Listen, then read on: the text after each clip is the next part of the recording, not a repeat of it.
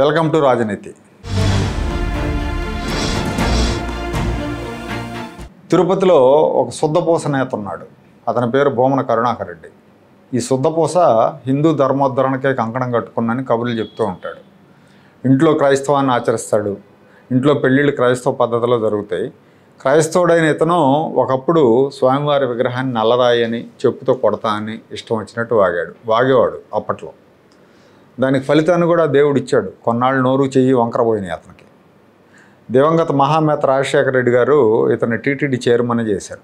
ఆ సమయంలో విమర్శలు వచ్చినాయి. ఒక క్రైస్తవుని టీటీడీ చైర్మన్ ఎలా చేస్తారని విమర్శలను ఖాతరు చేయలేదు రాజశేఖర రెడ్డి. ఇతను టీటీడీ చైర్మన్గా పనిచేసిన టైంలో శ్రీ వెంకటేశ్వర స్వామి వారి బంగారాన్ని డాలర్లుగా మారుస్తామని చెప్పి బంగారం అంతా మింటికి తరలించారు. ఆ తరలించిన సమయంలో అవకతవకలు జరిగాయి, స్వాహా చేశారన్న ఆరోపణలు వచ్చినాయి. ఆ తర్వాత రాజశేఖర రెడ్డి కుమారుడు జగన్మోహన్ రెడ్డి సీఎం అయ్యాక కూడా ఇతను టీటీడీ చైర్మన్గా పెట్టారు. టీటీడీ నిధులు దుర్వినియోగం చేశాడన్న విమర్శలు ఉన్నాయి.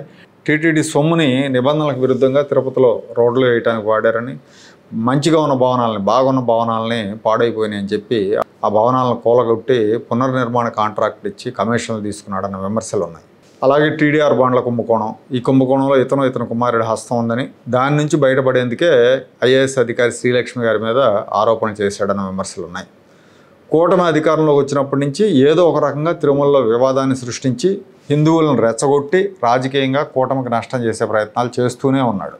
బిఆర్ నాయుడు గారు టీటీడీ చైర్మన్ అయిన కొత్తలో టీటీడీ గోశాలలో గోవుల సాధారణ మరణాలను కూడా వివాదాస్పదం చేశాడు. ఇతను గో సంరక్షణ చూసే ఇతని సమీప బంధువు, ఇతని సన్నిహితుడి ద్వారా కుట్రలు చేశాడన్న ఆరోపణలు వచ్చాయి. తప్పుడు గోవులు 100ల కొద్దీ చనిపోయినట్టు తప్పుడు ఆరోపణలు చేశాడు. దాని మీద విచారణ జరిగి అలాంటిదేం లేదని తేల్చారు.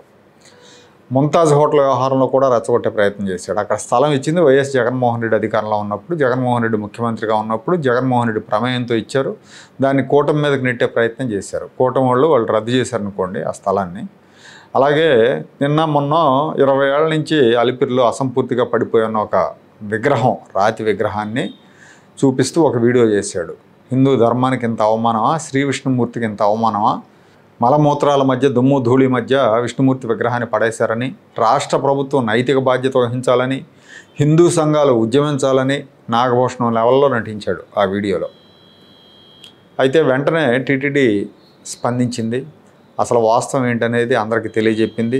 అలాగే ఆ విగ్రహ శిల్పి ఎవరైతే ఉన్నారో, ఆ రూపశిల్పి ఎవరైతే ఉన్నారో ఆయన కుమారుడు మీడియా ముందుకు వచ్చి వాస్తవం ఏంటో వెల్లడించాడు.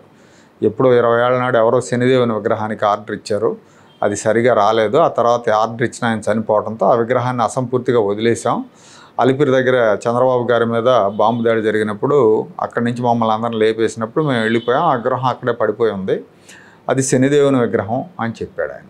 శనిదేవుని విగ్రహాన్ని విష్ణుమూర్తి విగ్రహంగా అభివర్ణించి ప్రజల్లో అపోహలు రెచ్చగొట్టినందుకు ఇతని మీద కేసు పెట్టారు, కరుణాకర్ రెడ్డి మీద. టీటీడీ సీరియస్గా తీసుకుంది. టీటీడీ మీద, దేవుళ్ళ మీద అసత్య ప్రచారం చేస్తూ వీడియో రిలీజ్ చేసినందుకు కేసు పెట్టారు.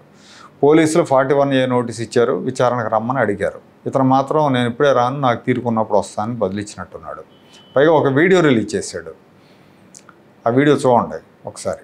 ఇష్టం వచ్చినంత చేసుకోండి, నన్ను ఏం చేసుకోవాలనుకున్నా మీ ఇష్టం వచ్చినట్టుగా ఎన్ని కేసులైనా ఇరికిచ్చి నన్ను జైల్లో పెట్టండి. నేను హైందవ ధర్మం కోసమని పోరాడకుండా ఉండేటువంటి ప్రసక్తి లేనే లేదు. నాకు రాజకీయాల కంటే హిందూ ధర్మాన్ని కాపాడటమే లక్ష్యంగా, ఆ భగవంతుని ఆదేశంగా ఉద్యమిస్తా, పోరాడతానని తెలియజేస్తున్నా. హైందవ ధర్మ పరిరక్షణ కోసం పోరాడతా అంట, భగవంతుని ఆదేశంగా పోరాడతా అంట. ఎన్ని కేసులైనా పెట్టుకోండి, హిందూ ధర్మాన్ని కాపాడటమే లక్ష్యంగా పోరాటం చేస్తా అంటున్నాడు. మరి ఇంత పోరాటం చేస్తా హిందూ ధర్మం కోసం అనేవాడు తన కూతురు వివాహాన్ని క్రైస్తవ మత పద్ధతిలో ఎందుకు చేశాడు? కావాలంటే ఫోటోలు చూడండి. అంటే వీళ్ళు ఇంట్లోనేమో క్రైస్తవ మతాన్ని ఆచరిస్తారు, వీధిలోకి వచ్చి హిందూ ధర్మ పరిరక్షణకు పోరాటం చేస్తానని వేరంగాలు వేస్తారు. ఎవరిని మోసం చేస్తానికి, తన ఉద్యమాలు చేస్తానని బొంకుతున్నాడు? ఇలాంటి మాటల గారడి వాళ్ళని నమ్మి హిందూ సోదరులు మోసపోవద్దు. ఈ భూమన కరుణాకర్ రెడ్డి హిందూ విశ్వాసాలను రెచ్చగొట్టి రాజకీయంగా కూటమికి నష్టం చేసే ప్రయత్నాలు చేస్తూనే ఉంటాడు. ఇలాంటి వాళ్ళ మీద కఠినంగా చర్యలు తీసుకోకపోతే వీళ్ళ ఆగడాలు ఆగవు.